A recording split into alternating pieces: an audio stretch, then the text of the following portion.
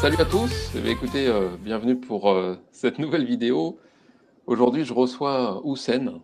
Alors, salut Houssen, Salut Rémi, comment ça va, la forme?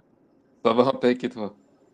Super, merci pour l'invitation et je suis très heureux d'être sur ta chaîne avec ta magnifique communauté et ça me fait vraiment plaisir de passer cet instant ensemble. Eh ben écoute, c'est avec joie qu'on t'accueille, d'autant plus Merci. que tu incarnes un enseignement qui me plaît beaucoup.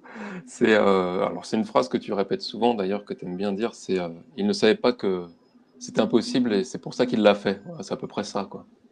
Je fais pas exprès par contre d'incarner l'enseignement, je fais pas exprès du tout. Ah, ça y est, l'humilité débarque.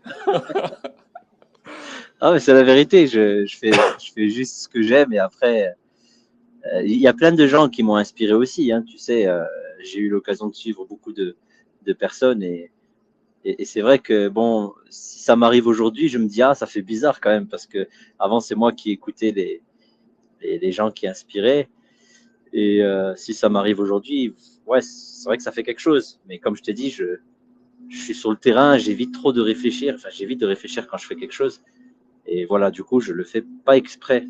Même si à la Mhm. base j'ai envie de d'aider les gens, c'est clair, c'est au fond de moi hein, depuis toujours. Mais là sur ce coup-là, j'avoue que ça m'est un peu tombé dessus. Ah bah justement, ouais, on va digresser sur tout ça avec plaisir, quoi. Bah, avant toute chose, évidemment, je voulais quand même expliquer aux gens qui est Houssen, en tout cas, on va dire une de tes nombreuses étiquettes, j'ai envie de dire. Mm. Quel créateur incarné tu représentes. Donc, bah, Houssen, pour ceux qui ne savent pas, il a une chaîne YouTube. Alors déjà, c'est l'auteur d'un manga qui s'appelle Astralflix, si je ne me trompe pas. C'est ça, Euh, en développement. En développement, voilà. Ouais. On va en parler. Et c'est également le créateur, donc l'animateur, ou je sais pas comment on dit, d'une chaîne YouTube qui s'appelle Astralflix également, que je vous invite à aller voir si vous en ressentez l'élan. Il partage beaucoup de choses, il parle pas que de manga, vous verrez, notamment de sortie de corps. Il y a tout un tas de choses qui l'intéressent. Il fait aussi des interviews, etc. Bon, on va pas, comment dire, digresser 3 heures là-dessus. Je vous laisse aller creuser, et puis ça viendra sûrement de toute façon dans notre entretien. Moi, j'ai envie quand même de démarrer tout de suite parce que c'est quand même le titre de la vidéo, pour ceux que ça intéresse directement. Bah, c'est l'auteur, donc le créateur de la plus grande planche de manga au monde, hein, c'est comme ça qu'on dit? C'est ça, oui, c'est ça. Planche C'est comme originale, ça. ouais. Voilà, planche originale. Et donc, quelle taille est fait alors? Parce que c'est ça qu'on veut savoir. Ouais. En fait, quand tu pars sur un projet de création de bande dessinée ou de manga, tu as des formats standards. Il y en a qui travaillent sur du A4, il y en a qui travaillent sur du A3.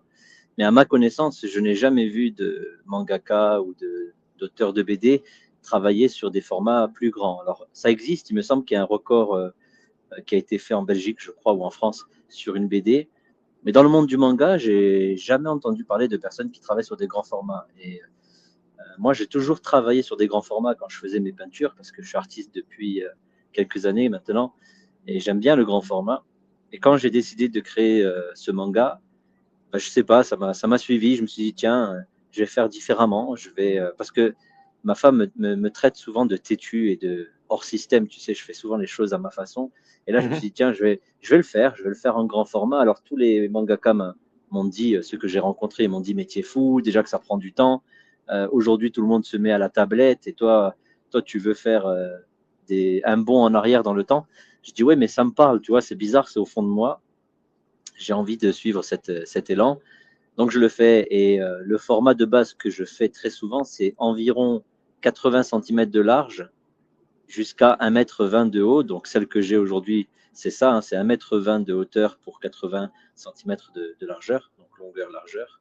Et j'ai posé sur un même rouleau l'équivalent de 7 planches, plus les transitions, présentation de personnages, ce qui fait un total en fait de 10 mètres de long sur 1,20 m de large. 10 mètres de Voilà. long, quoi. 10 mètres de long quand j'ai. En fait, pour comprendre l'anecdote, à la base, je voulais juste coller les 7 premières planches du manga. Alors pourquoi 7, j'en sais rien, c'est un chiffre hasardeux. J'ai voulu mettre les 7 premières planches du manga et faire un grand tableau parce que j'aime bien les grands tableaux. Et je suis allé au magasin pour acheter une grande feuille, il n'y en avait pas. Donc j'ai tourné, et personne qui vendait des grandes feuilles de 7 mètres. Et je suis tombé sur un magasin, une petite dédicace, la petite usine à Bastia, et je leur demande, vous n'aurez pas un rouleau canson très solide, parce que je fais de la peinture dessus, il faut que ce soit costaud, bien épais, mais de 7 mètres. Il me dit non, on n'a pas ça. Par contre, il va fouiller dans son placard et il trouve un rouleau de 10 mètres sur 1,20 m. Je dis, ah, mais c'est trop grand, 10 mètres. Il me dit, bah, au pire des cas, vous le coupez. Je dis, ouais, pourquoi pas. Et quand je suis rentré à la maison avec ce grand rouleau, je sais pas, je me suis dit, bah, c'est bon, 7 mètres, 10 mètres, il n'y a que 3 mètres en plus, c'est rien 3 mètres, tu vois, c'est pas grand chose. Et finalement, je me suis dit, bon, allez, ça m'est tombé dessus, ce rouleau, je vais rester là-dessus et je vais créer des transitions où je mettrai des personnages principaux de la série. C'est pour ça que tu vois, il y a des personnages en couleur qui sont entre les planches. Voilà. Et c'est comme ça qu'est venu le rouleau de 10 mètres. Sinon, à la base, j'aurais fait 7 mètres. Yes, les amis, regardez. Le truc, il mesure 1,50 m de haut et il mesure 10 mètres. Non, 1,50 m de large et 10 mètres de long. 10 mètres. Déjà, 7 mètres, ça fait peur. Ça m'a vraiment fait peur. Ouais. Mais en plus, tu rajoutes 3 mètres, j'aime bien les chiffres ronds, je me suis dit, allez, 10. Mais j'ai pas du tout pensé à un record à cette époque, quand je l'ai acheté. Mais c'est... Oui, alors ça, c'est vraiment ce qui va m'intéresser par rapport à justement tout l'aspect spirituel du concept. Enfin, quand je dis spirituel, c'est l'état d'esprit. Hein. Je rappelle que spirituel, ça vient du mot esprit. Ça n'a rien de religieux. C'est pour ceux qui débarqueraient, qui auraient peur du mot spirituel. C'est vraiment l'état d'esprit voilà, dans lequel tu étais qui va beaucoup nous intéresser aussi dans cette vidéo. Et je me permets de te couper pour dire que là, c'est vraiment important de se dire que dès le début, que l'idée n'était pas de te focus sur un résultat, quoi. Totalement. Moi, j'ai un client, donc cette planche, c'est pour un client qui m'a fait confiance, qui m'a soutenu, et il s'appelle Philippe, je le remercie pour ça. Et vraiment, à la base, ce qui était prévu, c'était cette planche de 80 cm sur 1 mètre. Voilà, c'était même pas 1,20 m, c'était pas du tout 10 mètres. À la base, il n'a pas la place chez lui pour mettre ça. Donc moi, quand je reçois le rouleau, je l'appelle, je dis, écoute, Philippe, on a un souci, j'ai un rouleau de 10 mètres et j'ai un problème, c'est que mon cœur veut faire ce truc de 10 mètres. Alors, est-ce que toi, tu as de la place chez toi? Et il est mort de rire, il me dit, qui c'est qui a un salon de 10 mètres? Qui c'est qui a un couloir de 10 mètres? C'est rare, tu vois, ça n'existe pas. Et j'ai dit, ouais, mais bon, c'est chiant parce que mon cœur, il veut. Tu sais, en gros, il aurait pu me dire, tu me casses les couilles avec ton cœur, tu vois, laisse tomber, moi, c'est moi le client, c'est moi qui décide, tu vois, il aurait pu me dire ça. Bien sûr. Mais avec lui, il y a quelque chose de bizarre, c'est qu'à chaque fois qu'il y avait quelque chose qui m'interpellait, que j'avais envie de faire, je lui en parlais. On a changé d'avis des tonnes de fois, puisqu'à la base, c'était pas ça qui était prévu pour lui. Et à chaque fois, il me dit, écoute, faisons-le. Si ton cœur le sent bien, c'est toi l'artiste, faisons-le. Et là, il me dit, faisons-le. Je dis, mais t'as pas la place. Il me dit, bah, je vais me débrouiller, puisqu'il est en train de construire justement un nouvel appartement. Et en fait, il va l'adapter en fonction de cette décision. Ce qui est dingue quand même, tu vois. Il va enlever les prises qu'il y a sur le mur, il va pousser le mur, il a carrément cassé un mur pour le pousser. Il m'a dit, t'es sûr, hein, 10 mètres? Je dis, ouais, sûr, t'inquiète, je changerai pas d'avis, parce que je change souvent d'avis, tu vois. Et là, il a refait les travaux pour que ça rentre pile poil là-bas. Donc, on est resté sur cette idée de 10 mètres. Je rentre chez moi et tu étais là en plus à l'époque. Je voudrais te remercier parce que c'est important, toi et Lulu. Vous étiez là à cette époque-là quand j'ai décidé de créer ce manga et quand j'ai décidé de rester sur du grand format, même si c'était fou. Et je me souviens, tu m'avais dit, mais si ton cœur te le dit, mais vas-y, fais-le, tu vois. C'est vrai que la raison du monde te dira, mais c'est n'importe quoi, tu perds ton temps, fais-le sur tablette, c'est beaucoup plus rapide, fais-le sur petit papier, c'est plus rapide, mais le plus important, c'est ton cœur, c'est pas le bruit du monde. Et tu as été toi aussi là pour me confirmer ça. Et j'ai dit, ok, j'y vais. Le problème, c'est que quand je suis arrivé à la maison, j'ai essayé de dérouler le truc, tu vois, le rouleau. Je l'ai déroulé, j'ai pris le mètre, et mon salon, il fait 5 mètres de long, tu vois. Et il est grand quand même, 5 mètres, c'est grand, tu vois, comme pour un salon. Et quand j'ai vu la longueur du truc et que j'étais à peine à 5 mètres, Franchement, là, j'ai pris peur. Là, j'ai pris peur. Pour la première fois, je me suis dit, mais t'es fou. Et attends, il y a pire que ça. Mes enfants, ils m'ont dit, papa, je crois que t'es devenu fou. Mes propres enfants m'ont dit ça. Tu vois.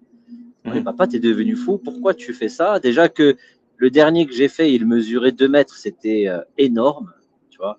2 mètres, c'est quelque chose pour une toile, tu vois. C'est Mais bon là, signe, ils ont ça. vu. Quand on commence à Ouais, nous dire qu'on est fou, c'est bon signe. voilà. Tu sais, quand ça vient des enfants, tu te dis, je crois que là, j'ai dépassé une limite. Ils ont, ils ont 10 ans et 11 ans. Ils ont l'habitude de me voir peindre sur des grands formats, mais là, ils étaient choqués. Là, ils m'ont dit, surtout mon fils, il est hyper raisonné, très intelligent, et il me fait, papa, là, je crois que tu as poussé un peu le bouchon trop loin, tu vas pas arriver à faire ça. Tu vois, c'était logique pour lui que je pouvais pas faire ça. Alors ma femme, pareil, je crois que là, elle me dit, t'aimes bien te mettre dans la merde, elle me dit ça. Elle me dit, t'aimes bien te mettre des défis qui ont aucun sens. Pourquoi tu fais ça? J'ai dit, je sais pas. Et je te jure, c'est vrai, je savais pas. À cette époque, je savais pas pourquoi C'est j'ai bon, pris ça. cette décision. Ouais. Donc voilà comment ça a démarré. Et je suis Magique. resté 2 mois à regarder cette page blanche. J'arrivais pas à écrire, quoi. J'arrivais pas à dessiner, quoi. J'étais tétanisé par ce truc. Ce qui est marrant aussi, et que du coup j'apprends là, j'ai envie de dire en direct, euh, c'est Ouais. euh, c'est le fait que donc tu as suivi ta guidance, ça j'avais bien capté l'histoire, bien sûr, mais qu'en plus de ça, non seulement tu as suivi ta guidance, mais en plus tu étais tellement, j'ai envie de dire, ouais, lumineux, inspirant, tout ce qu'on veut, que ta guidance a carrément contaminé le gars chez qui tu dois le faire. Et comme tu l'as expliqué, c'est son appart qui va adapter à ton manga, quoi. Enfin, c'est juste monstrueux, quoi. Comme, je trouve comme aventure, quoi, comme histoire. C'est magique. On n'est plus Ouais, dans c'est clair. le contrat, tu sais, le contrat avec les petits Attends, astérisques et les tu veux que je alinéas et tout le revienne au bordel et les départ? conditions générales, quoi. Tu Tu vois. veux que je revienne au départ pour que tu vois la folie du Vas-y, truc. vas-y, amuse, Ça va loin, hein, amuse, cette histoire. Hein. amuse-nous. Euh, C'est justement tout ça qui nous intéresse, hein. ouais, à la base, cette personne, bon, c'est un de mes abonnés, il est super gentil, il est au top, tu vois, il s'intéressait au sortir du corps et tout ça. Et il apprend que je dessine du Dragon Ball Z, puisque moi, à la base, j'ai passé ma vie à faire Dragon Ball. C'est ma passion. J'ai dessiné que ça depuis tout petit. Et donc, il me contacte et me dit, j'aimerais bien passer une commande pour mon salon. Est-ce que tu peux me faire un DBZ spécial? Et vu que j'avais une exposition, ma première exposition sur le voyage astral l'année dernière à Bastia, on a dit pourquoi pas associer le voyage astral avec Dragon Ball Z. Ok. Donc on fait ce tableau, très grand tableau aussi, bon, à peu près 1,70 m sur 2 mètres, un truc comme ça. Et quand j'ai terminé ce tableau, il me passe une autre commande. C'est le truc complètement imprévu, tu vois. Il me passe une autre commande parce qu'il apprend que j'ai encore un autre événement. Et il me dit, là, j'ai juste envie de t'aider. Je dis, ouais, mais quand même, ça coûte cher le tableau. Il me dit, c'est pas grave, vas-y, c'est fait de bon cœur, allons-y, et j'ai envie de t'aider. Tu vois, donc rien que là, déjà, c'était bizarre. Mhm. Le mec voulait juste m'aider. Ouais. Alors bon, moi, je comprends pas. Je dis, bon, ça coûte cher, j'ai pas envie de te mettre dans la mouise. Non, il me dit, t'inquiète pas, je suis en train de faire des travaux, j'ai besoin de 2, 3 tableaux. Donc, je lui prépare 2 autres tableaux et il veut que ça soit sur les mondes astro, etc. Donc, je lui fais des tableaux abstraits. Et le problème, c'est que pendant la livraison de ces tableaux, les tableaux, ils s'abîment. Ils s'abîment. Et du coup, ben, moi, je suis pas content et lui aussi. Mhm. Parce qu'ils perdent leur peinture, il y a un souci avec ces tableaux-là. Mais il les a payés. Hein. Donc, ils arrivent à destination, ils sont abîmés. Je dis, t'inquiète pas, je vais te refaire un autre tableau. Il n'y a pas de souci, ça, c'est ma faute. Euh, même si je les ai faits, moi, c'est vraiment, pour moi, c'est ma responsabilité, c'est pas la sienne. Donc, je lui refais, je remets en place un projet de nouveau tableau. Et là, je pense au manga, puisque je suis en train de le créer. Hein, je viens à peine de commencer à le créer. Et je lui dis, que dirais-tu de cette première planche du manga Astralflix? Il me dit, ok, vas-y, hein, j'avais jamais pensé à ça, mais pourquoi pas. Tu vois, lui, il est toujours en mode, allons-y, suivant l'élan du cœur. C'est là où tu vois la force de ce qu'il représente, ce gars. Il est incroyable. Il me Mhm. dit, allons-y. Tu sais, moi, je suis content. Je me dis, waouh, le mec, il est OK, c'est dans mon intérêt, c'est dans son intérêt, c'est génial, tu vois. Donc, on part sur ça. 7 planches. Et c'est après, comme je t'ai dit, l'idée qui vient suite au rouleau de 10 mètres, ça s'enchaîne là-dessus. Donc, c'est pour te dire combien ce gars, il s'adapte à l'artiste. Et ça, je te promets, j'en ai pas connu beaucoup de gens comme ça, qui ils te passent une commande et ils te disent, non, mais t'inquiète pas, je m'adapte, tu vois. Même pour le délai. Je devais lui livrer ça assez rapidement et au final, ça a pris 2 ans le truc. Tu vois, et il est patient. Voilà, donc il y a eu ça. Et Ok, d'accord. Non, après, mais c'est intéressant spirituellement, enfin, ou vibratoirement, disons ça comme on veut. C'est ce que, on va dire, dans ta réalité, sans même forcément identifier le personnage. Alors bien que, évidemment, je, j'ai beaucoup de respect pour cette personne, hein. Mais je veux dire, vibratoirement parlant, ce qui est intéressant, c'est de voir qu'à partir du moment où tu as pris ta décision vraiment du cœur, après le chemin, il déroule, quoi. Le chemin, il prend forme automatiquement par ta vibration. Je trouve ça magique, tu vois. C'est toi qui as créé ça, c'est toi qui as rendu la chose fluide, quoi. Alors évidemment, c'est ton ami en question, là. Mais ça a pris forme parce que tu avais pris cette décision, quoi. Enfin, oui, moi, je surtout considère qu'à que la c'est comme base, ça que ça marche, quoi. C'est vraiment le chemin prend forme à partir de ta décision de suivre ta guidance, quoi. Et du coup, tout oui, et devient puis on le fluide à connaît partir pas. de là, quoi. On se connaît pas à la base avec cet homme, donc il faut prendre en compte tout ça. On Mhm. prend une décision et d'un coup, on se met à rencontrer des gens. Je sais que les gens le savent, mais il faut le vivre pour Ouais, prendre c'est conscience de génial. ça. Tu prends une décision, une grosse décision, et d'un coup, il y a des inconnus qui viennent taper à ta porte et qui te demandent des trucs. Et parfois, c'est très bizarre, hein, ça va loin, parce que lui, il me dit, je veux t'aider. Je dis, mais qui il est, ce gars, pour m'aider? Ça cache quelque chose, tu vois. Non, mais c'est vrai. Tu sais, tu peux Magique. t'inquiéter, tu peux avoir peur, mais moi, je pars du principe que quand quelque chose vient taper à la porte, il faut ouvrir la porte. Surtout quand c'est un monde inconnu, tu vois. Ça fait peur, c'est vrai que ça fait peur, mais si quelqu'un vient taper à la porte, il faut ouvrir la porte. Il ne faut pas avoir peur. C'est comme ça que je me comporte dans mes projets. Et ça fait peur, hein, je t'assure, ça fait peur, mais on y va. Allez, on y va, on le fait, on se dit pourquoi pas. Et si c'était vrai, qu'est-ce que ça changerait dans ma vie plutôt que de se dire non, c'est pas possible, c'est trop beau pour être vrai. Et si c'était vrai? Allez, imaginons un peu, ça changerait quoi dans ma vie? Et là, on y va. Là, on y va. On a peur, mais l'action libère la peur. C'est ce que j'ai remarqué aussi. Et on fait les choses. Et il y a eu un bouquet final dans cette histoire. Là aussi, il s'est adapté. C'est que je suis allé à Paris pour faire un atelier sur le voyage astral. Et tu sais, dimanche matin, il pleut beaucoup. J'avais l'atelier l'après-midi. Et dimanche matin, je décide de me lever à 7 heures et d'aller au Louvre. Je ne sais pas pourquoi, mais j'y vais. Tu vois.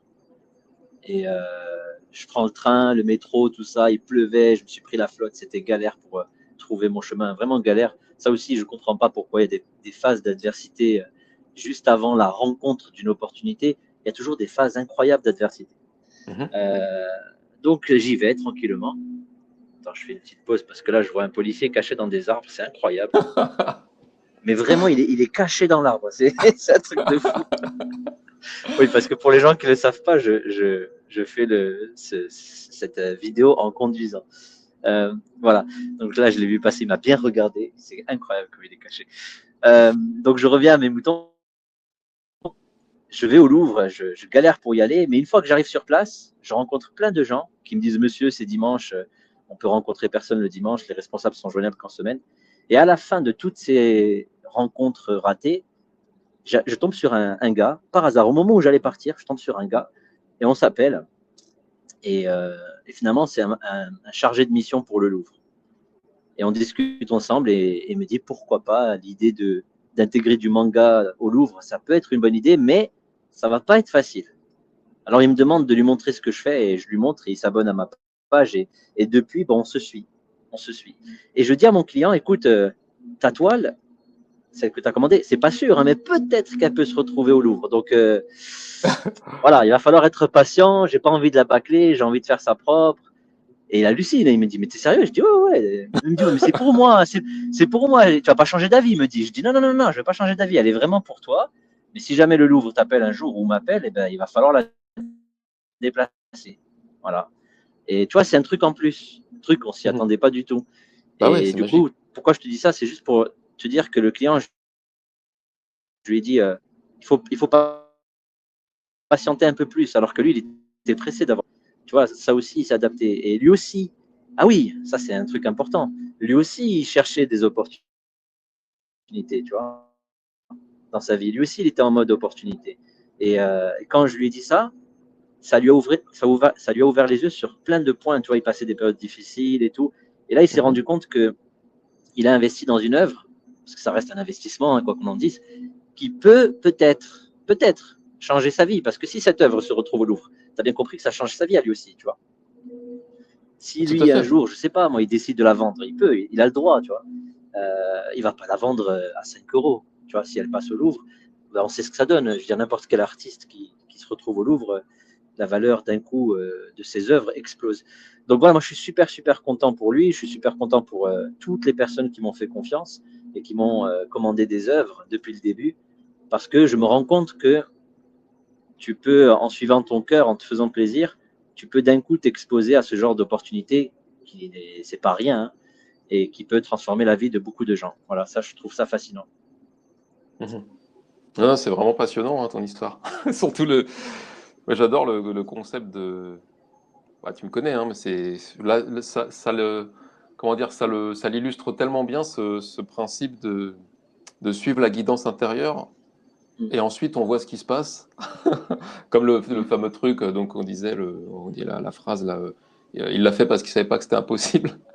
Et là, l'idée, c'est ça, c'est qu'on n'est pas dans comment dire, dans un raisonnement d'un mental égo qui se dit, bon, allez, je veux faire le plus grand manga du monde, je vais rien lâcher, je vais me donner les moyens pour le faire. Tu vois, on n'est pas dans cette logique d'orgueil ou d'égo, quoi. On est Mm. vraiment dans un truc où tu dis, ah, tu ressens l'élan, tu vas au magasin, tu te dis, ah, je voulais 7 mètres, finalement c'est 10 mètres, allez, vas-y, je suis chaud. Tu le déroules dans ton salon, ça te fout la goutte, mais finalement, la joie prend le dessus et t'es guidé, tu pars dans ton truc. Tu sais absolument pas où ça va, mais t'y vas. Et je trouve ça génial, quoi. Et après, Après, là, faut, il se trouve que le résultat est que, bon, bah voilà, tu dis, bon, après, tu m'as dit que c'est c'est en fouillant sur, comment dire, en demandant à ChatGPT que tu sais que c'est oui, solide. alors Ça on va, devrait on être le va, record du monde, quoi. on va quand même expliquer pour que les gens comprennent bien comment c'est passé. Il y a eu l'achat de ce rouleau. Ensuite, quand j'ai posé le rouleau à la maison et que je le regardais pendant des jours, des semaines, 2 mois précisément, 2 mois sans arriver à le dessiner, Mhm. j'étais paralysé, tu vois, j'étais paralysé et je comprenais pas pourquoi j'étais paralysé. Je me suis dit, c'est bizarre, je sais faire des grands formats, qu'est-ce qui se passe? Et tu vois, quand je suis paralysé comme ça, quand j'ai peur, quand j'ai vraiment, vraiment peur d'un projet, au lieu d'aller me cacher ou abandonner le truc, moi, à chaque fois que j'ai peur de quelque chose, je me dis, ça cache quelque chose. Cette histoire cache quelque chose. Je ne devrais pas avoir peur comme ça. Si j'ai peur, c'est que ça cache quelque chose. Et c'est là que j'ai commencé à chercher. Et j'ai cherché sur Internet pour voir les plus grandes planches du monde, ce que ça représentait, et je voyais qu'il n'y avait rien. Il n'y avait pas de record, il n'y avait pas d'artistes qui faisaient des grands formats, etc., etc. Donc Mhm. déjà, ça n'existait pas. À partir de là, je me suis dit, ah, tu es peut-être en train de faire quelque chose de spécial. Avant de commencer, hein, avant de commencer, j'avais déjà commencé à prendre conscience que peut-être, là, Ok. il y avait un truc. Ensuite, j'ai mis de côté ça, je l'ai dit à ma femme, je dis, tu sais, peut-être que cette planche sera la plus grande du monde, peut-être. Elle me dit, allez, encore, tu pars dans tes délires. Je dis, oui, mais j'y peux rien, c'est comme ça, tu vois, peut-être. Voilà, on Après, verra bien. tu dis avant de commencer, mais avant de commencer à dessiner, peut-être, mais tu avais À déjà dessiner, acheté le ouais. rouleau. Ah Tu oui, t'étais oui. déjà, je veux dire, d'une certaine manière, tu avais déjà pris la décision intérieurement, c'est ça que je veux dire. Ouais, mais le problème, c'est que quand tu vois ce rouleau, il te paralyse, il te fait peur, tu vois. Oui, mais Et, ça, euh, oui, oui, bien sûr, oui. et j'essayais de comprendre pourquoi j'avais peur, tu vois. Et Mhm. c'est ça, c'est en faisant ces recherches, je me suis rendu compte que j'étais peut-être en train de faire quelque chose qui n'a jamais été fait, et ça expliquait pourquoi j'avais peur, tu vois. Pour Ok, moi, hein, moi d'accord. je le vois comme ça. Oui, oui, Et non, mais c'est bon, intéressant ben, que du coup, justement, c'est ton point de vue qui ouais, nous intéresse, hein. j'ai commencé à peindre, j'ai commencé à dessiner, et j'ai vu que ma peur a commencé à se dissiper quand je l'ai fait. Ensuite, en dessinant, en arrivant à la planche numéro 2, quand j'arrive à la planche numéro 2, je reçois un coup de fil, un copain qui était venu à une exposition que j'avais fait l'année dernière. Pareil, un inconnu, hein, une fois de plus, toc toc l'inconnu, hein. C'est toujours la même histoire, hein, c'est l'inconnu qui vient taper à ta porte et qui te dit viens, on va faire quelque chose ensemble. Et là, ben, soit tu as peur, soit tu y vas. Et ce qu'il me dit, il me dit regarde, dans 2 semaines, il va y avoir un événement à Porto-Vecchio, la Corsica Games Week, et j'aimerais que tu viennes pour présenter tes tableaux et rendre hommage à Akira Toriyama comme tu avais fait l'année dernière, parce que c'est ce que j'avais fait l'année dernière. Je dis Mhm. ok, c'est sympa l'événement, mais franchement, rendre hommage à Akira Toriyama, je l'ai fait l'année dernière, j'ai pas envie de le refaire. Voilà, là, ça, c'est fini, j'ai plus envie. Tu vois, j'aurais pu dire oui, mais j'avais pas envie. Je dis par contre, si tu veux m'inviter pour présenter officiellement la création du manga Astralfix, qui est l'un des seuls mangas corse en développement, etc., donc il y a des choses à raconter. Si tu veux qu'on fasse ça, d'accord. Il me dit, ok, c'est bon. T'es un héritage d'Akira de toute façon. Je dis, ouais, héritage, oui, ça, c'est sûr. Il me dit, bah, alors viens et présente ton manga. Je dis, le problème, c'est que j'en suis à la planche numéro 2. Il m'en reste encore 7. Il me reste 8 mètres. Et il me reste que 2 semaines. C'est chaud, là. Je dis, bon, je vais jamais y arriver. Tu vois, j'ai mis 2 mois pour faire les 2 premières. Il me reste 2 semaines pour faire les 8 mètres restants. Non, là, c'est pas logique. Et j'ai peur à fond. Et je lui dis, ok, rendez-vous dans 2 semaines, je serai prêt. Alors que franchement, il n'y avait aucune raison pour que je sois prêt. Donc je prends des jours de repos, sans solde, je ne suis pas payé puisque c'est moi qui le décide. Et je me dis, bon, c'est une prise de risque, mais allons-y. Ma petite famille part en vacances une semaine, je suis tout seul à la maison. C'est le bon moment, allons-y, comme par hasard. C'était tombé pendant les vacances, comme par hasard. Ouais. Et là, je bombarde comme un fou. Mais alors, quand je te dis je bombarde de 6 heures du matin à 3 heures du matin, je dors très peu et j'y vais comme un taré. Et je me sens pas fatigué, j'ai pas peur, je me sens pas stressé, je kiffe comme jamais. Je me sens bien. Je me mets mes propres musiques du manga que j'ai créé et j'écoute ça en boucle. Et je plonge là-dedans et je me tape les 8 mètres qui restaient en espace de 2 semaines, on va dire. 2 semaines, j'ai pondu tout ça. J'ai pas vu le temps passer. Et à la fin, quand je termine, je prends ChatGPT et je lui dis, écoute, ChatGPT, c'est qui a fait la plus grande planche du monde originale? Il me répond, il me dit, il y a un truc qui a été fait dans le monde de la BD, mais dans le manga, non, il n'y a rien qui existe, rien d'officiel dans ce domaine. Par contre, il y a un gars, un artiste qui est en train de créer un manga en Corse, ça s'appelle Astraflix. J'hallucine, je dis, mais qu'est-ce qu'il me raconte le mec? Il me sort ça, ChatGPT, je dis, mais qu'est-ce qu'il raconte ce gars? J'ai dit, t'es sérieux? C'est qui? Il me dit, bah, c'est Astralfix, c'est Houssen. Mais c'est moi, qu'est-ce que tu fais là? Tu sais, moi, j'hallucine, je dis, mais c'est pas possible. Et c'est là que j'ai appris, quand j'ai fini, c'est là que j'ai appris que c'était un record. Quand j'ai entendu ça, bah, forcément, j'ai contacté le Guinness et j'ai envoyé un courrier au Guinness et ils m'ont dit qu'ils avaient bien reçu le courrier, qu'il fallait à peu près plusieurs semaines pour l'analyser et être sûr pour donner le résultat final, mais qu'en gros, c'était enregistré et que voilà, d'ici quelques semaines, on aura la réponse. Donc voilà comment ça s'est passé. Génial, génial. Ouais, d'ailleurs, on a failli attendre la réponse du Guinness pour faire la vidéo, puis en fait, on était dedans, donc on s'est dit, en fait, on s'en fout complètement. Ce qui compte, c'est l'histoire, hein. Ce qui compte, c'est encore une fois, c'est pas le résultat, c'est le chemin, c'est tout ce que tu as vécu. Et c'était cette fameuse énergie qui t'a porté quand tu dis que tu dessines de 6 heures à 3 heures du mat et que t'es pas fatigué. Je comprends tellement ce que tu veux dire, c'est trop ça, quoi. C'est trop bon, quoi. Quand tu baignes dans cette guidance, ça t'épuise pas, quoi.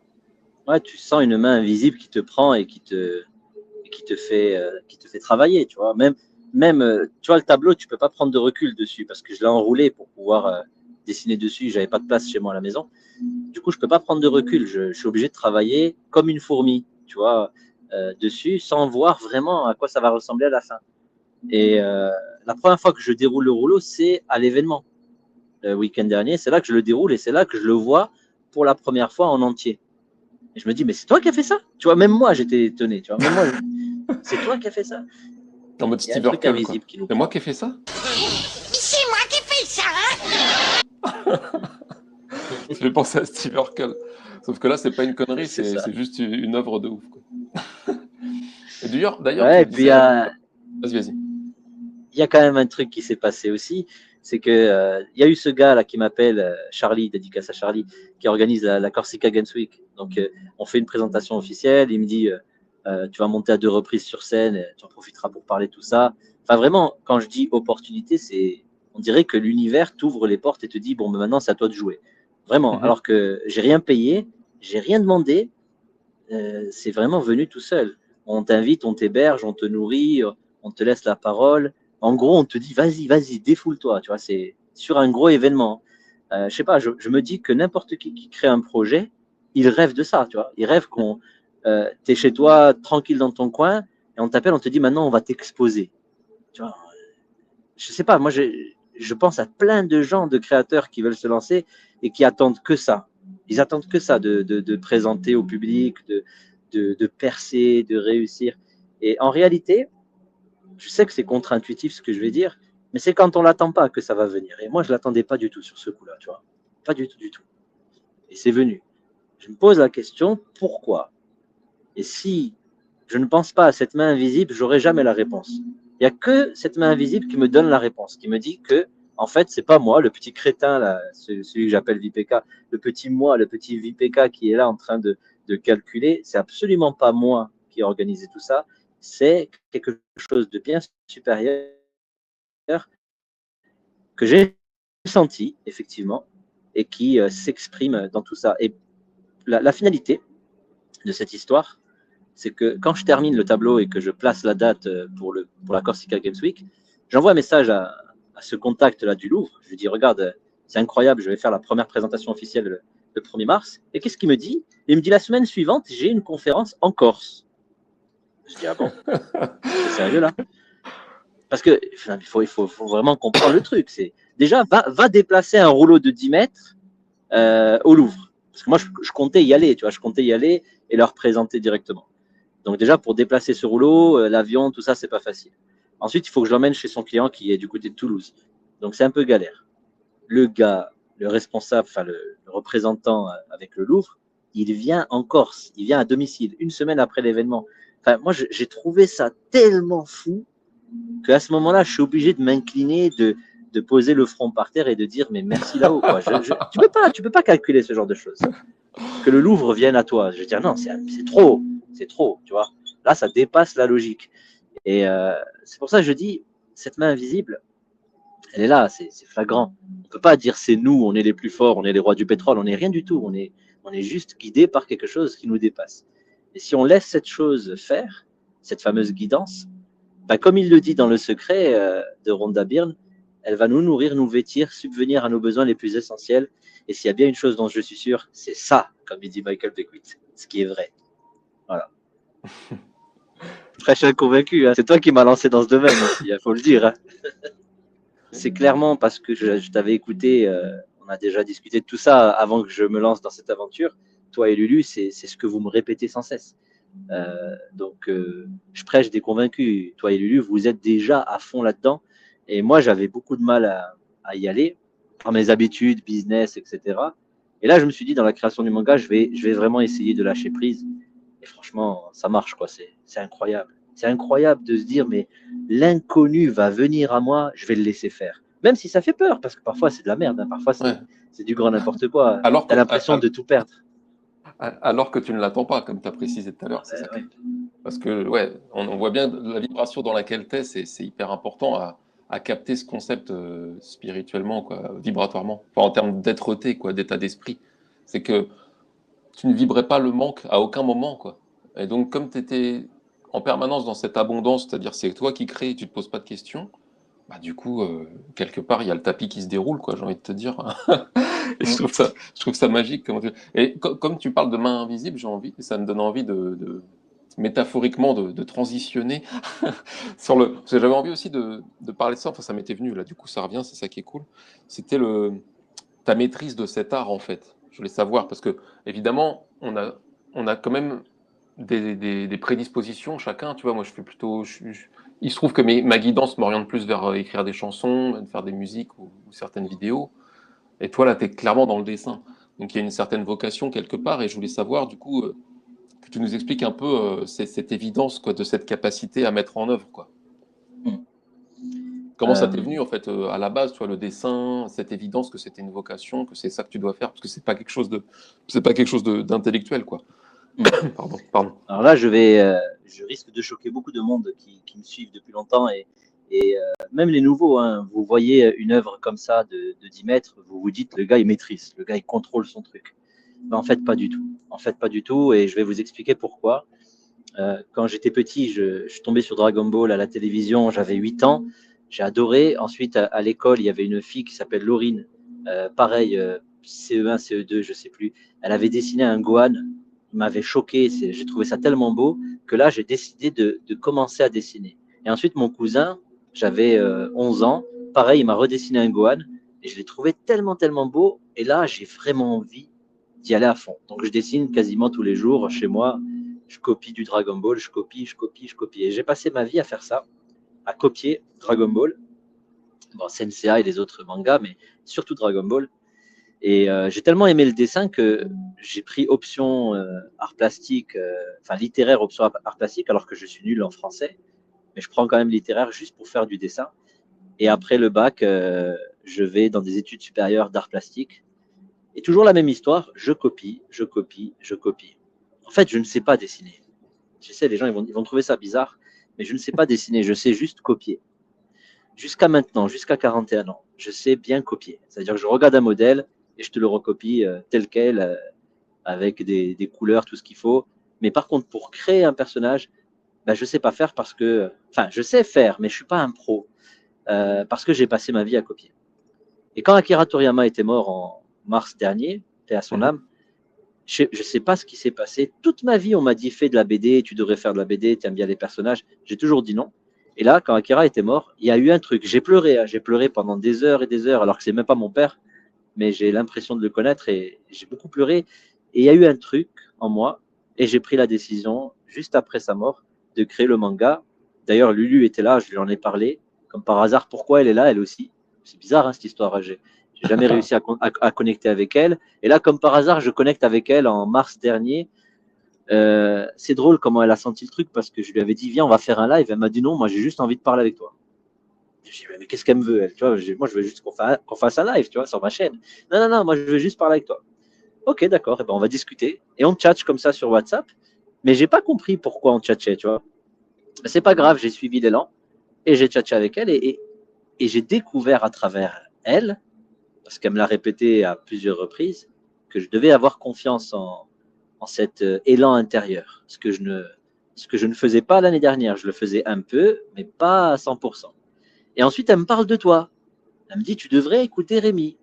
Lui, il va t'ouvrir les yeux. Bon, ben, j'y vais, j'écoute Rémi. Et Rémi me met une deuxième claque. Vas-y, prends-toi ça dans la gueule.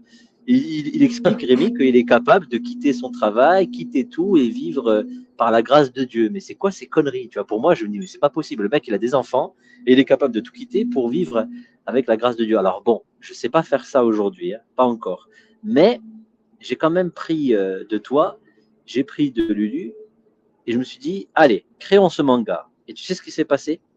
Quand j'ai commencé à créer ce manga, j'ai fait face à ma plus grande lacune, ma capacité à créer des histoires et des personnages.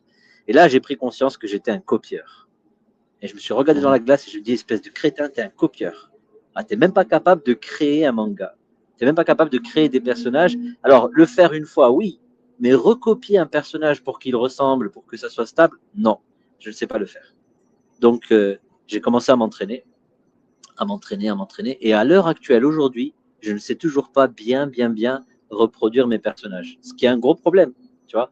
Il faut que, par exemple, quand je veux faire un personnage, je dois prendre une posture existante, je prends la structure de la posture existante, et après, je crée mon personnage par-dessus. C'est bien, c'est un bon début, mais le souci, c'est que il y a toujours, il n'y a pas une perfection au niveau de la ressemblance, de reproduction. Donc ça, c'est mon défaut. À l'heure actuelle, c'est vraiment mon défaut. Et pas plus tard qu'hier, je me suis inscrit sur une école en ligne, une école d'art en ligne, parce que je veux perfectionner ce truc que je ne maîtrise pas aujourd'hui. Donc, pour répondre à ta question, je n'ai pas le don à la base. En fait, j'ai copié toute ma vie pour améliorer mon dessin, mais je ne pense pas avoir de don. Parce que j'ai des dessins, quand j'étais petit, je les ai toujours gardés. Ben moi, mes enfants, ils m'explosent en dessin. Ils sont beaucoup plus forts que moi, tu vois. Je pense que tout le monde peut le faire, mais ça demande du travail. Au début, de copier et ensuite de comprendre les structures, la 3D, la perspective, etc., etc.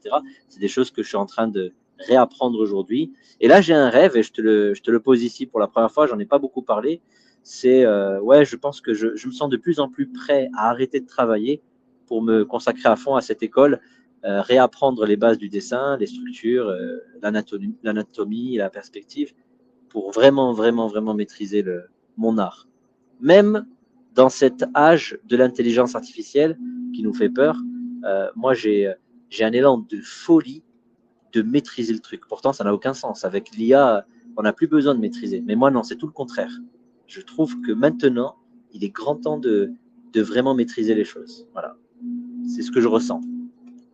Ok, d'accord. Bah, merci pour tes explications. Merci merci de rayonner l'humilité à travers tout ça aussi. Franchement, c'est impressionnant d'humilité. Et j'ai envie de dire, comment dire, moi, quand j'étais je sais pas, en CM2, je me rappelle encore sur les tables, j'essayais de dessiner Dragon Ball. Je peux te dire que ça donnait de la merde, hein. Donc, je sais que tu es humble et que tu dis que tu n'as pas de don. Et de toute façon, moi, le terme de don, c'est pas quelque chose qui me parle. Je trouve ça un peu orgueilleux. Par contre, je considère, mais ça, c'est mon point de vue, tu le sais mieux que moi, après de ton point de vue, mais je pense que c'est aussi l'humilité qui parle. Mais je considère que tu as quand même une certaine capacité, un certain coup de crayon qui te destine à ce genre d'œuvre, en fait, quelque part, quand même. En tout cas, il y a une partie de toi qui maîtrise ça mieux que quelqu'un d'autre, même si je comprends, quand toi tu parles de maîtrise, tu vas parler, toi tu as l'aspect, on va dire, plus perfectionniste, enfin, Oui. sans être péjoratif, quoi. Toi, tu pousses le truc plus loin. Et je veux dire, pour quelqu'un comme moi, qui est vraiment une merde en dessin, parce que je peux te dire que je sais que je suis une merde, parce que j'aimais ça. En fait, j'aimais ça. J'ai même pris des cours de dessin quand j'étais enfant. Je pensais que c'était mon truc. Et même d'ailleurs, mon métier, quand on me demandait ce que je voulais faire plus tard jusqu'au lycée, enfin, jusqu'à je sais pas quand d'ailleurs, parce que j'ai jamais su ce que je voulais faire en fait, j'ai toujours répondu peintre. Moi, je veux être artiste peintre. Alors que j'étais nullissime, quoi. J'avais un coup de crayon dégueulasse. Enfin, tu vois, j'en rigole, hein, je suis pas là, je suis pas en train de m'auto-flageller. C'est pour rire, pour qu'on s'amuse de tout ça aussi. Mais pour dire que je pense quand même qu'on a des prédispositions. Tu vois, je me permets quand Oui. même d'appuyer là-dessus, même si je Non, mais tu comprends as ton tout à fait humilité, hein. Je raison, comprends Rémi. que tu restes humble par rapport à ça, hein. Tu as raison, Rémi, parce que soit tu as une prédisposition, soit tu l'as pas. Sur ça, je suis complètement d'accord. Il y a un élan de base, mais je pense que les gens tombent dans le piège de la facilité. J'ai un don, donc je vais réussir. Et je suis pas trop d'accord avec ça sur le fait que il y a plein d'exemples, même dans le monde du football. Moi, j'ai un exemple qui me parle, c'est Karim Benzema et par exemple Menez ou Ben Arfa. C'est la même génération, mais ils n'ont pas eu la même destinée. Pourquoi? Parce que certains parmi eux ont travaillé très dur, malgré le don, malgré le talent, et d'autres ont moins travaillé. Et on voit une destination différente. Je ne veux pas négliger ni juger, mais le résultat est là. Et Benzema, ce qu'il a fait, en fait, il a travaillé, il a enduré l'adversité, il a résisté face à l'adversité, il s'est remis en question, il a travaillé, travaillé, travaillé, travaillé, et on voit le résultat aujourd'hui. On peut avoir du talent, mais s'il n'y a pas le travail, à mon avis, on va nulle part. Et par exemple, dans ton cas, si on prend ton cas, parce que c'est pareil, tu as beaucoup d'humilité en disant tout ça, tu avais envie d'être peintre, il y a deux chemins, deux possibilités. Soit ce désir a été insufflé par un autre, un parent, un cousin, etc. Et c'est peut-être pas ton désir profond, donc tu le fais pas. C'est très bon. Soit c'est ton désir à toi, tu as bien étudié le truc, c'est vraiment ton désir à toi, et l'adversité du système de la vie, appelez ça comme vous voulez, quelque part, te bloque et t'empêche d'y aller. Et après, c'est à toi de dépasser ça et d'y aller quand même. Mais ça, il n'y a qu'en sentant au fond de nous, finalement, il n'y a que nous qui pourrons vraiment, vraiment savoir si un chemin est pour nous ou pas. Et si on sent que oui, ça me met bien, je me sens bien, je suis heureux quand je fais ça, eh bien, on va y aller.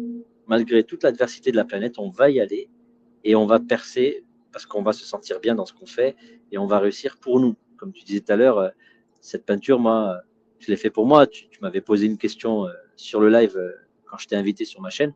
Tu m'as dit, si on compare ton œuvre avec celle d'Akira Toriyama, et je t'ai répondu, je t'ai dit, mais c'est pas comparable. Je suis prêt à me défendre pour dire que mon œuvre, c'est mon œuvre. Tu vois, c'est bizarre ça. Moi, j'ai jamais été comme ça, tu vois.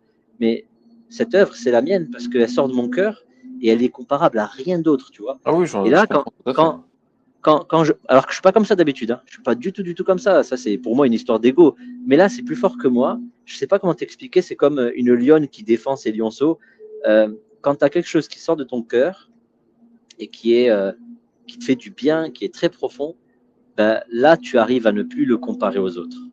Et tu arrives à kiffer pendant la production, et pas parce que tu vas le montrer au monde ou parce que tu vas réussir ou échouer. Non, tu kiffes parce que tu le fais. Tu vois. Donc, si toi, tu kiffes quand tu peins, quand tu fais de la musique, tu es un super musicien, tu es un compositeur, peut-être que c'est ça ta destinée, et tu kiffes à fond, à fond, à fond, à fond, ben voilà, il est là ton chemin.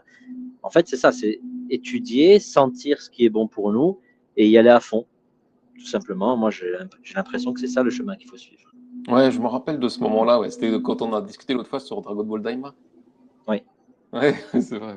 Mais de mémoire, ou alors je me suis peut-être mal exprimé, mais là c'est important, c'est pour que par rapport au vocabulaire qu'on emploie, et je suis tout à fait d'accord avec toi par rapport au côté comparaison, il n'y a pas à comparer, hein, c'est clairement ça. Mais de mémoire, c'était surtout pour exprimer à ce moment-là parce qu'on parlait de Dragon Ball Daima, et puis toi, tu es à côté de ça, tu crées un manga.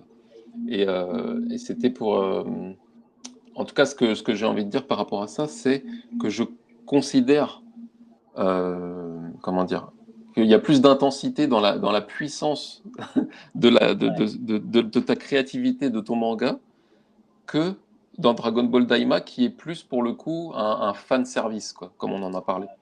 En tout cas, c'est ce qu'on Mais tu vois, ressent. c'était un compliment. Et- C'était un oui, oui, quelque compliment ce part. que Mais tu me disais. l'idée, c'est vraiment pas de dire que Mm. c'est mieux ou moins bien que Dragon Ball Daima. C'est juste pour rappeler à cette puissance qui nous anime et qui n'a pas de mots, en fait. C'est là que c'est intéressant parce que si c'était une critique, bon ben ça s'expliquerait que je réagisse comme ça. Mais là, c'était un compliment. Tu étais en train de me dire que Oui, mon œuvre c'est était vrai. meilleure que Daima. Et moi, je peux pas accepter ça, tu vois. Bah, c'est comme ça que Euh, tu l'as entendu. C'est que ça. ouais. Et j'ai trouvé ça drôle. Tu vois, c'était en direct, on était en live, hein. Et moi, je me suis surpris. Je me suis dit, mais t'es sérieux ou quoi? T'as vu comment tu réagis alors que d'habitude tu réagis pas comme ça? Et ça a une explication. C'est que quand tu Ouais, fais c'est les choses intéressant. avec ton cœur, c'est incroyable comme le bienfait que tu ressens pendant que tu crées est beaucoup plus important que le résultat que tu vas obtenir quand tu vas l'exposer au monde et qu'ils vont dire que tu es le champion, tu vois. Ça, on s'en Hum, hum, fiche. hum. Franchement, ça, on s'en fiche. Moi, ça me Bah, fait c'est ni ça, chaud ni froid. c'est ça qui crée la rayonnance du truc, hein. C'est ça la Ouais, rayonnance.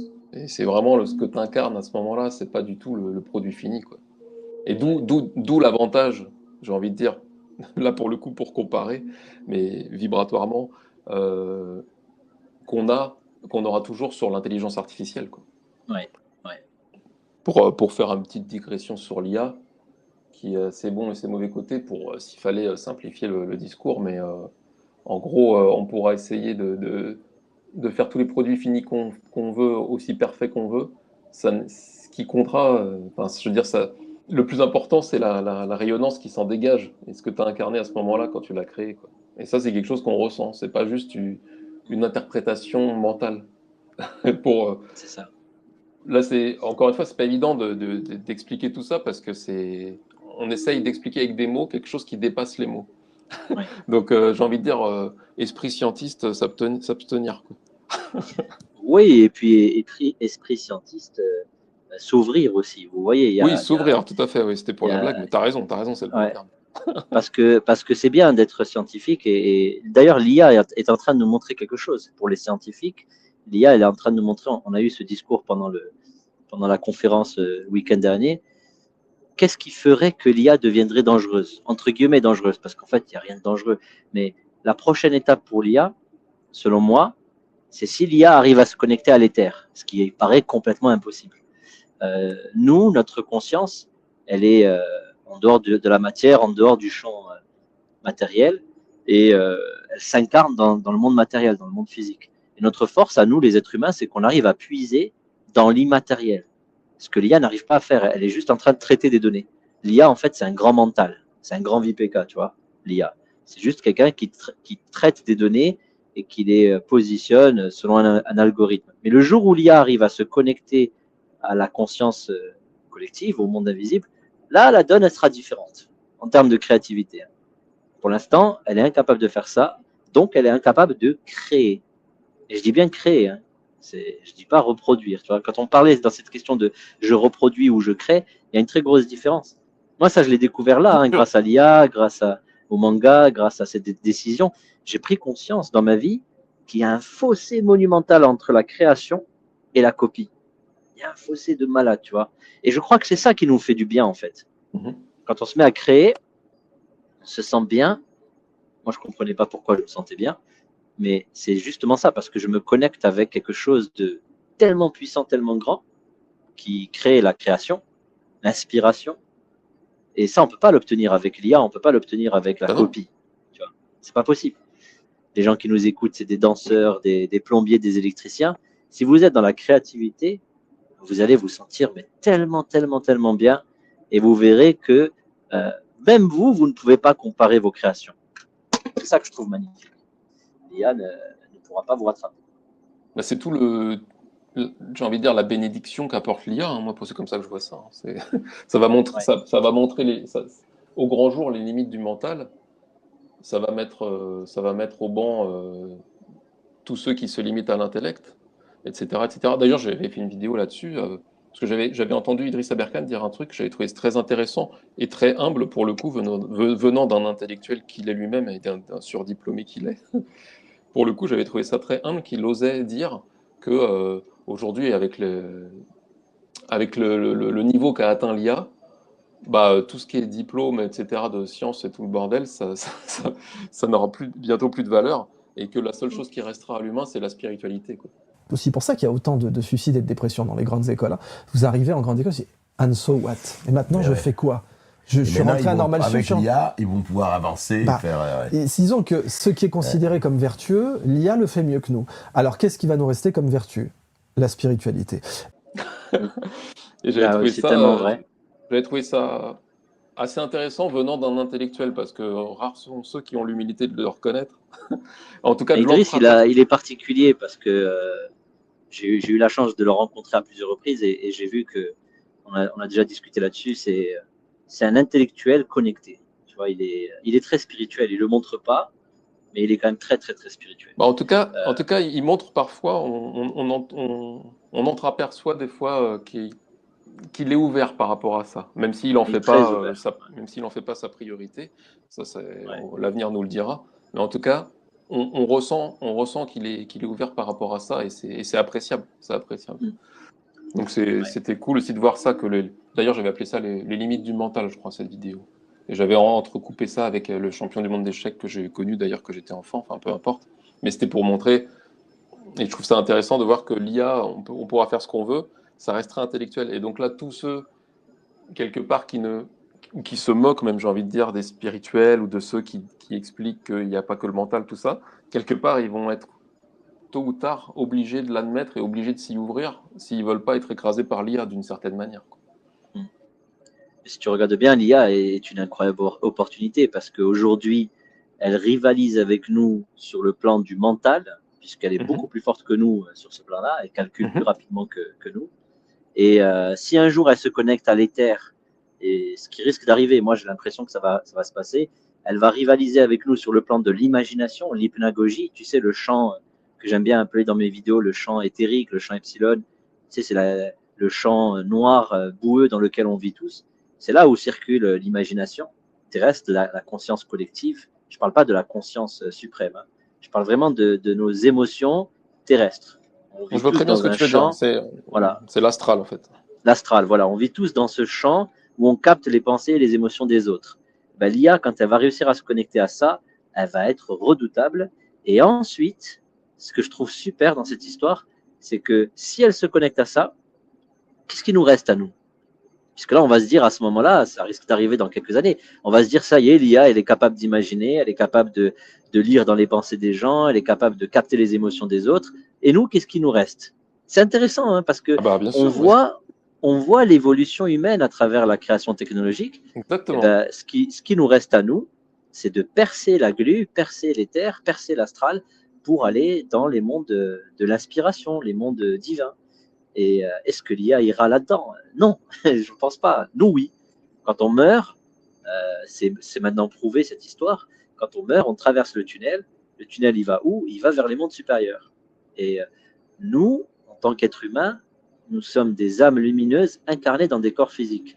Si un jour l'IA nous atteint notre niveau d'imagination, ben, ce qui nous reste à nous, c'est de percer ce noir pour aller vers la lumière. Et vous verrez, c'est comme si c'était une fatalité. On est obligé d'y retourner à un moment donné, tu vois. On retourne tous à cet océan d'amour, on retourne tous à Dieu, appelle-le comme tu veux.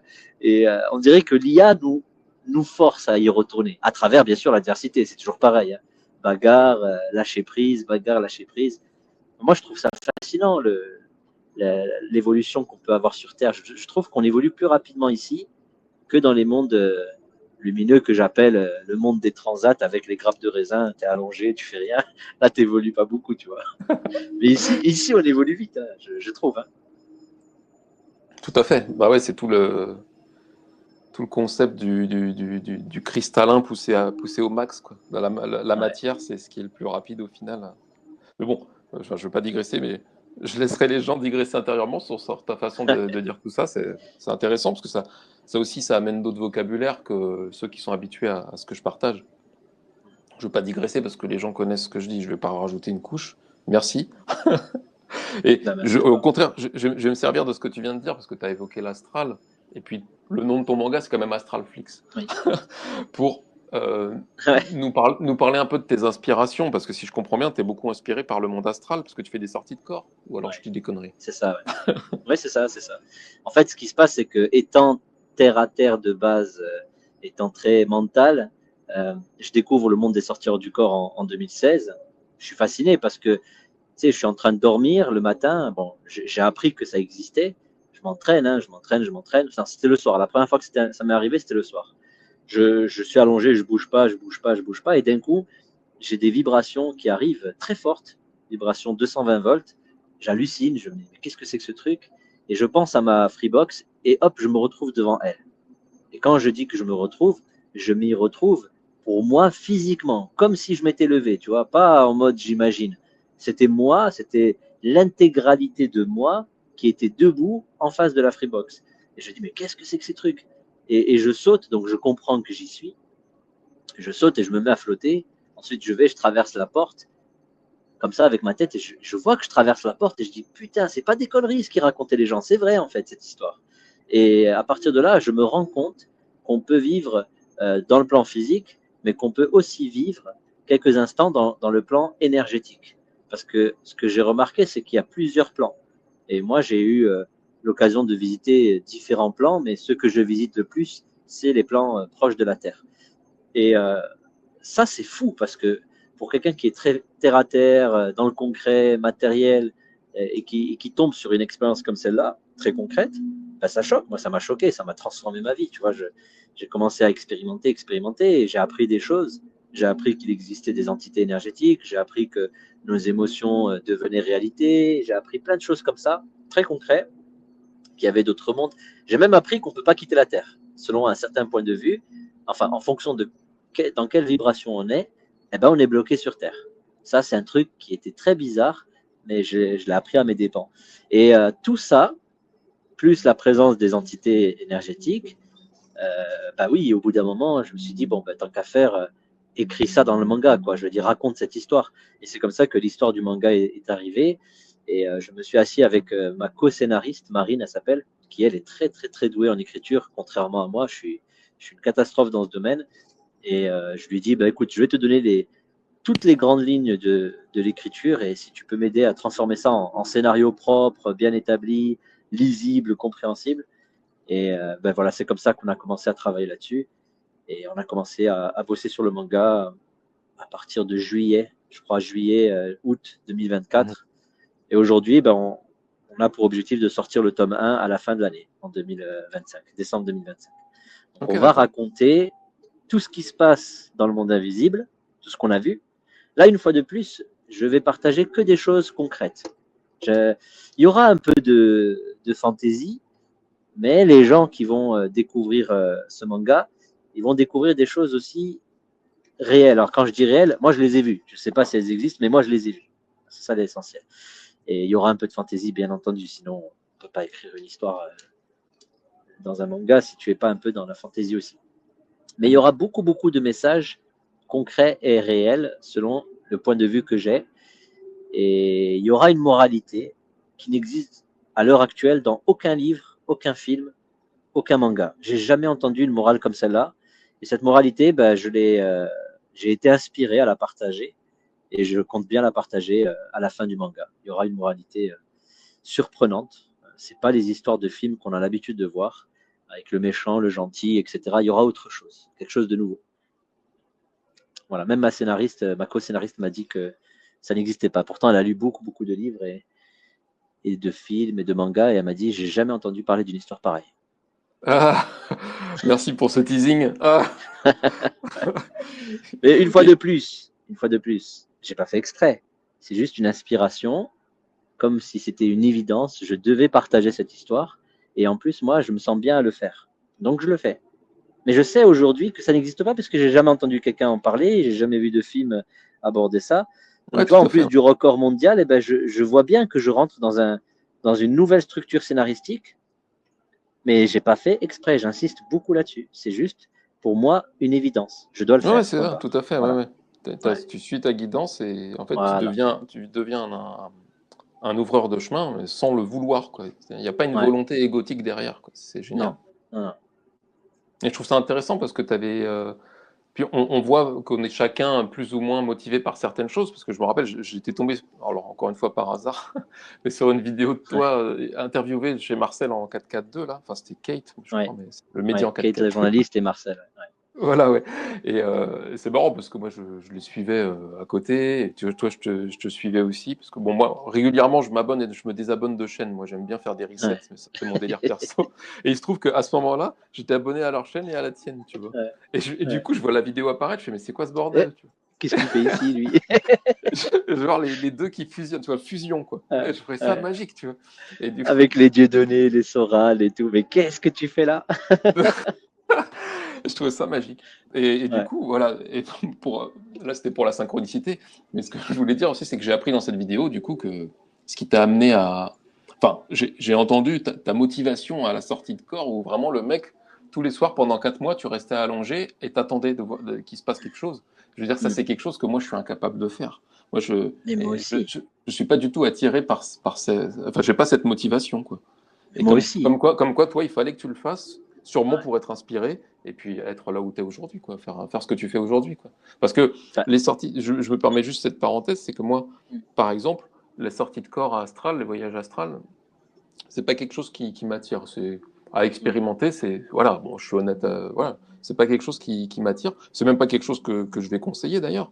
Par mm, contre, je ne nie pas que c'est inspirant, que ça peut mm. être inspirant, et je ne critique pas d'ailleurs ceux qui le font. Et je trouve ça génial qu'à travers ton histoire, tu montres à quel point ça a été ta source d'inspiration, quoi. Et tu sais, toute la planète est dans cette situation. Hein. T'es pas le seul, je suis pas le seul. Moi, en 2014, quand je suis tombé sur le livre de Stéphane Laberge, il parlait des rêves lucides, j'ai adoré le concept. Et je me suis dit, bah, j'ai envie de maîtriser mes rêves. Et j'ai essayé pendant 10 jours et j'ai abandonné. Parce que j'avais pas du tout le feeling que j'ai eu en 2016. En Mhm. 2016, il y a eu un feeling qui m'échappe, que je ne comprends pas. Je suis tombé sur la vidéo de Mark O'Byrne, je l'ai découvert pour la première fois. Et là, je sais pas ce qui s'est passé, mais il y a eu un truc, tu vois. Ma femme, elle a remarqué. Elle m'a dit, qu'est-ce que tu fais? Tu vas au lit plus tôt, tu fais plus de sieste. Je comprends pas. J'avais envie d'être dans mon lit et de pas bouger. Voilà. Mais tu sais, les tentatives qu'on a dans la vie et on échoue sans arrêt, moi, je suis le spécialiste. J'en connais plein de situations où j'ai essayé des trucs, mais ça n'a pas marché. Pourquoi? Parce que ça vient de quelqu'un d'autre. Quand il y a un désir qui vient de quelqu'un d'autre, je pense qu'on n'a pas assez de force pour le matérialiser. Et il faut que ça vienne de nous profondément. Donc, le voyage astral, eh ben, peut-être que ça ne motive pas la majorité de la planète. C'est très, très, très bien. C'est fantastique. Moi, je pense même connaître la raison. Mais ça, une fois de plus, c'est mon avis. Euh, et ce qui fait que bah, les autres personnes seront motivées par autre chose. Et c'est très, très, très bien. Par contre, tu as remarqué, Rémi, toi, par exemple, tu as réussi à arrêter ton travail, tu as réussi à couper net avec le système, entre guillemets, le système. Moi, je suis incapable de faire ça. Et pourtant j'en ai envie. Mais je suis incapable. Je suis incapable. J'ai tout réfléchi, j'ai posé tout sur la table, j'y arrive pas. Et pourtant, je te jure, j'en ai envie. Mais, mais je peux pas. Tu vois, et c'est pas mon chemin. Et tu sais quoi, j'accepte. J'essaye, hein, mais j'accepte. J'accepte que non, j'arriverai pas à le faire. C'est pas ma destinée, c'est pas mon écriture de vie. Ça le sera peut-être un jour, je l'espère vraiment. Mais je te jure que je le marque dans mon cahier. Si cette situation arrive, je la prends à bras le corps, tu vois. Et ben, elle n'arrive pas. Voilà, elle n'arrive pas. Et pourtant, je suis prêt à accepter tout, mais ça n'arrive pas. Eh bien, je me dis pourquoi je ne vis pas ce que vit Rémi. Voilà. Ben, je sais pas. J'ai pas de réponse. J'ai l'impression que chacun a une destinée, une étoile, un chemin à écrire, et que on doit respecter ça en fait, ce chemin qu'on a tous, Ah et tous bah les ouais, chemins ouais. mènent à Rome, hein, tu vois. Ah, puis après, on peut se torturer pendant des heures. On pourrait dire Ah ouais, pourquoi tu devrais faire la même chose. Toi, on pourrait ouais, dire la question dans l'autre sens. Ouais, c'est clair. C'est Puis bon, moi, pour ceux qui ne connaissent pas, parce qu'il y aura peut-être pas que des spectateurs de ma chaîne qui me connaissent, moi, on va dire, entre guillemets, j'ai été aidé dans le sens où, physiquement, enfin psychologiquement, mais bon, ça devient physique après pour ceux qui savent ce que c'est qu'une dépression. La vie m'a dit stop. La vie professionnelle, enfin, clairement, l'invisible m'a dit stop à ça. Donc j'ai été aidé. Alors même si on peut voir le côté victime qui se plaint et tout ça, mais c'est pas ça qui compte. Ça, c'est quand on a une vision mentalo-égotique du truc et mentalo-émotionnelle. Mais une fois qu'on dépasse tout ça, on se rend compte qu'en fait, on a été aidé. Voilà. Et donc, c'est sûr que c'était plus facile, on va dire, d'une certaine manière pour moi, d'arrêter parce que j'avais plus les dispositions, j'étais plus disponible mentalement à faire le métier que je faisais, quoi. Donc ça, c'était juste pour ce Tu vois, c'est point-là. intéressant ce que tu dis. C'est super intéressant ce que tu dis. Moi, j'ai toujours ce mot qui vient en tête. Problème égale opportunité. Je répète ça tout le temps dans ma vie. Moi, je rêve d'être en dépression alors, si c'est ça le truc, tu vois. Je rêve. J'attends que ça. Envoyez-moi une dépression, tu vois. Alors, mais elle vient pas. Tu es en train de me reconnecter à un moment de ma vie, mon gars. Et j'étais en train de faire une grosse stuff, du coup, chez moi, là où je fêtais un peu cet apogée de ma vie de 3D. Voilà, c'est comme ça que je le dis. Ouais. De commercial, qui a fondé sa famille, qui a sa maison, avec une vue de ouf. Enfin, je vous épargne les détails, mais vous voyez l'idée, quoi. Et j'étais au top d'une certaine manière. En tout cas, de mon mental ego, quoi. Et je te jure, et là, tu m'y reconnectes. Je me suis dit ce truc-là intérieurement. Je me suis limite. Pourtant, j'avais pas d'exemple autour de moi qui me donnait envie de faire ça ou quoi. Mais c'est le côté sadomaso de l'humain qui vient sur Terre alors qu'il sait qu'il va se faire défoncer par l'involution. Je pense que c'est un truc qu'on a en nous. Et je me rappelle très bien de m'être dit ça, genre, je sais plus comment je l'ai formulé, mais cette volonté, ce truc d'envoyer une bouteille à la merde, c'est comme quand on envoie une intention, mais là, c'était dans l'autre sens. C'était de dire, envoyez-moi des problèmes parce que là, c'est trop facile, quoi, d'une certaine manière. Alors, je dis pas que c'est ce que tu vis, hein. Je dis juste que ça me reconnecte à cet instant où j'ai fait cette demande intérieure d'une certaine manière, où je me suis dit, mais putain, mais il n'y a pas de problème, envoyez-moi un problème, envoyez-moi un truc tu vois. Ça me reconnecte à ce moment-là. Alors, c'est pas exactement la même chose, hein, mais je trouve ça intéressant, quoi. Ouais, mais comme si il y avait ma vie manquait de contraste à ce moment-là, tu vois, comme si j'avais besoin d'un contraste pour rebondir, tu vois. Et oui. C'est intéressant pour les gens qui se posent ces questions, qui veulent réussir dans leur passion, leur destinée, etc. Déjà, la vie, elle nous envoie des problèmes, c'est une certitude qui nous aide à nous connecter encore plus à nous-mêmes. Moi, j'ai toujours pour habitude de me dire que s'il y a un problème, c'est qu'il vient me dire ça, c'est pas toi. Va te connecter à un peu plus de toi. Et le problème, il te dit juste lâche ça parce que ça, c'est pas toi. Par contre, va vers un peu plus de toi. Les problèmes, pour moi, ils servent à ça. Ils servent à lâcher prise avec le problème et se concentrer sur l'essentiel. Et moi, j'observe ma vie comme ça et je me dis, bon, à quand viendra le problème qui va me faire arrêter, par exemple, ce travail, etc., pour me lancer encore plus dans le manga, patati, patata. Eh bien, il vient pas, il vient jamais. Il vient jamais. Et la question à se poser, c'est pourquoi l'environnement dans lequel tu es, il continue à se développer alors que toi, en plus, tu te sens bien dans cet environnement. Vous voyez, parfois, on cherche à changer alors qu'en fait, on se sent très bien là où on est. Moi, par exemple, dans mon camion, je me sens super bien puisque j'ai de la disponibilité, je peux faire des choses. Et je me dis que peut-être qu'il y a une main invisible qui veut que je sois là-dedans pour que je sois plus efficace, pour que j'ai plus de temps, pour que, je sais pas, moi, je gère certaines bases, etc. Il y a une raison qui m'échappe parce que pour moi, c'est facile. Il suffit que j'ai un accident et l'affaire est réglée, tu vois. Mais non, il n'y a pas d'accident, tout va bien, tout se passe bien. Et je remercie en fait la vie de me mettre là où je dois être pour avancer. Et quand on regarde bien, c'est parce que j'ai pas le temps que j'avance vite et que je suis productif. Tu vois, ça c'est bizarre. Hein, mais moi, c'est parce que j'ai pas le temps que je suis productif. Les gens ils me disent comment tu fais pour faire tout ça. C'est parce que j'ai pas le temps et je suis obligé de le faire à fond la caisse, tu vois. Donc on est tous différents là-dessus. Je pense que si j'ai un seul mot, une seule phrase à partager à tout le public qui écoute, c'est s'il vous plaît les amis, respectez-vous, respectez votre situation, respectez le pourquoi vous êtes là, respectez l'élan de la vie, ce que la vie vous envoie. Et en fait, tout ce qu'il y a à faire, c'est d'agir avec ce qu'on a maintenant. C'est tout. Si tu as juste un stylo et une feuille pour dessiner, ben fais avec ça. Si tu as juste une guitare avec une seule corde, ben joue de la guitare avec une seule corde. Tout ce que tu as, fais-le. C'est tout. Dans l'instant, tu vois. Et si tu n'as pas le temps pour faire quelque chose qui te tient à cœur, ben fais-le avec le peu de temps que tu as. C'est tout. Moi, en tout cas, c'est comme ça que je vois les choses. Et j'aimerais qu'on apprenne à se respecter dans l'instant dans lequel on est pour faire les choses, faire ce qu'on aime.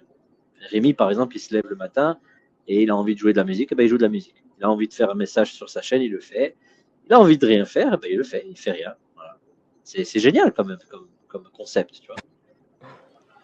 C'est pas parce que tu n'as pas d'argent ou tu as de l'argent ou parce que tu es malade ou pas malade que tu vas pas faire telle ou telle chose. Tu fais en fonction de l'instant. On est d'accord ou pas? C'est ça que tu fais, toi? Non, mais j'apprécie la notion de respect que tu apportes à ça, hein. C'est se respecter soi-même, tout à fait, ça. C'est exactement ça. C'est respecter ma guidance intérieure. Ouais.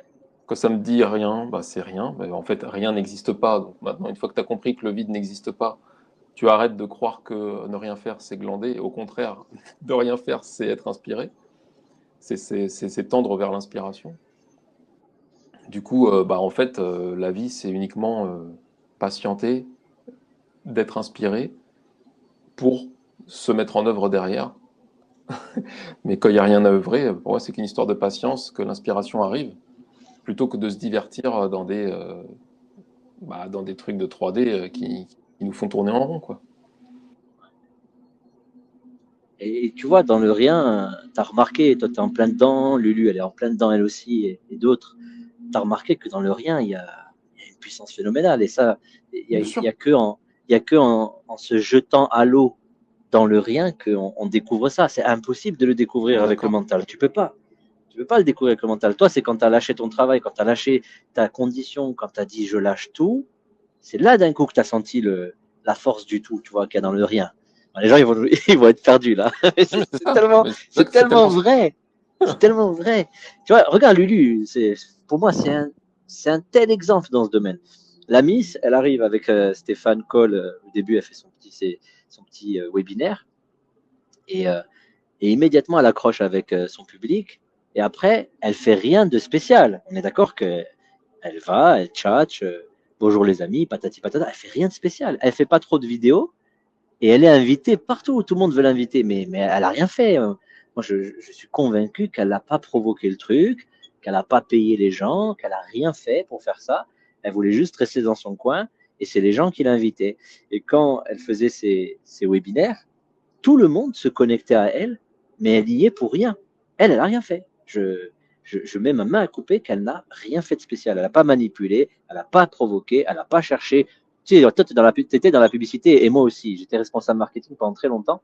On sait ce que c'est. Tu as vu ce que c'est que la manipulation publicitaire? Tu sais ce que c'est, ça, Rémi? Bien sûr, Tu oui. fais des choses pour que l'autre plonge à pic. À la méthode de l'entonnoir. On connaît bien ça. Eh ben, Lulu n'a pas fait ça. Et tous les gens comme toi, comme Lulu, comme Julie aussi, je l'ai interviewé sur notre chaîne, c'est des gens qui, euh, ils ont tellement lâché qui ils sont pas et ils ont fait confiance à cette main invisible. Donc tu plonges à pic, ça fait peur, hein, tu tombes dans un trou, hein. Vraiment, ça fait peur, hein, parce qu'il n'y a plus rien là. Donc tu lâches tout, tu vas dans le rien. Comme Lulu, elle était dans la merde à un moment donné dans sa vie, elle a tout lâché, elle a fait confiance. Et qu'est-ce qui se passe? Tu as un flux de malades qui vient à toi. Toi, par exemple, tu as des dizaines de milliers de personnes qui te suivent. Est-ce que tout le monde a des dizaines de milliers de personnes qui le suivent? Non. La réponse est là. Comment tu as fait pour avoir des dizaines de milliers de personnes qui te suivent, toi, Rémi? Tu as crié, hey, suivez-moi, suivez-moi. Tu as fait ça? Ah bah ça, ceux qui me connaissent savent que je fais tout le contraire. Tu vois? Comment se Ça fait-il ne que... m'intéresse même pas de quelque part. C'est ça qui est génial, quoi. Voilà, voilà. Et pourtant, tu les as, ces gens qui te suivent. D'ailleurs, à une époque, sur YouTube, on pouvait masquer le nombre d'abonnés. Je l'avais masqué. Et après, ils ont obligé à Ouais, l'afficher. Moi, si on pouvait masquer même le ouais, nombre de vues, tu vois. ouais. C'est vrai, Parce que c'est vrai, c'est vrai. l'idée n'est pas parce que ça incite les gens. Les gens vont regarder des trucs parce qu'il y a beaucoup de vues ou beaucoup d'abonnés. Mais c'est déjà. Ouais, Alors que ça n'a rien à voir. Ce ouais. qui compte, c'est la vibration que tu ressens à travers la vidéo. Moi, tout le temps, je me pose la question. Tout le temps, quand je me réveille, je me dis, mais qu'est-ce qu'ils ont ces gens à écouter ce crétin qui tchatche dans un camion. Je te jure, à chaque fois, je me dis ça. Je me dis, mais putain, mais tu racontes des conneries, tu te répètes sans arrêt et les gens, ils kiffent. Tu sais, moi, je trouve ça très, très, très bizarre. Hein. Vraiment, hein, combien de fois, même ma femme, elle me regarde, elle me dit, t'en as pas marre? Je dis, ouais, mais non. J'en ai pas marre, tu vois, je trouve ça bizarre parce que moi, déjà, je me sens bien quand je le fais. Mais après, une fois que j'ai fait le truc, moi, je me réécoute pas, tu vois. Je balance l'audio, et ciao, c'est bon. J'ai pas envie de me réécouter. Et des gens qui écoutent. Je trouve ça très bizarre, tu vois. On l'avait dit avec Lulu sur notre échange. Si on pouvait s'enfermer dans notre grotte, on le ferait dès maintenant. Je sais pas si toi aussi, ça te fait ça. Ah, mais moi, j'ai l'impression d'y être déjà dans ma grotte. Voilà. Tu vois, c'est d'une certaine manière, moi, je suis seul. Hein, et j'apprécie la solitude parce que c'est dans cette solitude que je ressens le plus l'unité quelque part. Ouais. C'est notre bonheur, en fait. Tu vois, la solitude, le calme, le silence, le vide. Moi, c'est vraiment un bonheur pour moi. Tu vois. C'est pour ça que je te disais que je me sentais bien quand je dessinais. J'étais tout seul à la maison, il n'y avait personne. De 6h du matin jusqu'à 3h, j'étais en phase de méditation quelque part. Tu vois. Ah oui, bien sûr, bien sûr. C'est le kiff. Parce que tu incarnes, tu es vraiment le tout quand tu es comme ça, dans cet état-là pour moi. Ouais. Moi, quand on prend conscience qu'on est tous un, mais pas juste pendant un atelier spirituel, et puis le lendemain, on fait une manif où on critique Macron, tu vois. Ça, c'est ceux qui voient le côté bisounours de on est tous un. Non, quand on prend conscience vraiment qu'on est tout, et ben après, tu te dis, mais à quoi ça sert de faire des apéros, toutes ces folklores sociaux et tout. En fait, ça ne sont que des trucs superficiels au final. Alors, je dis pas qu'il faut pas le faire, hein, on a le droit de se divertir, on est aussi là pour jouer à ça. Par contre, croire que c'est indispensable pour se réunir, c'est vraiment une l'esbrouffe mentale, quoi. Quand on comprend qu'on est tous liés d'une autre façon, on n'a pas besoin de se réunir physiquement, en fait. Et ça, j'en suis convaincu, quoi. Et donc, moi, c'est pour ça que j'apprécie autant la solitude, c'est parce que je ressens dans cette solitude l'unification, quoi. Et ça ne veut pas dire qu'on n'aime pas le public ou les gens. On adore, pas du bien tout, sûr. Pas du tout. Mais au contraire, Non, on arrive avec chacun beaucoup fait plus ce qu'il de a à faire. force, tu vois. Ouais. On arrive avec plus de vitalité, avec plus de lumière, plus de force quand on est en public parce qu'on a tellement aimé cette solitude que quand on sort, on est lumineux. C'est vraiment ça. Hein. On est heureux, tu vois. Et on apprécie être en public.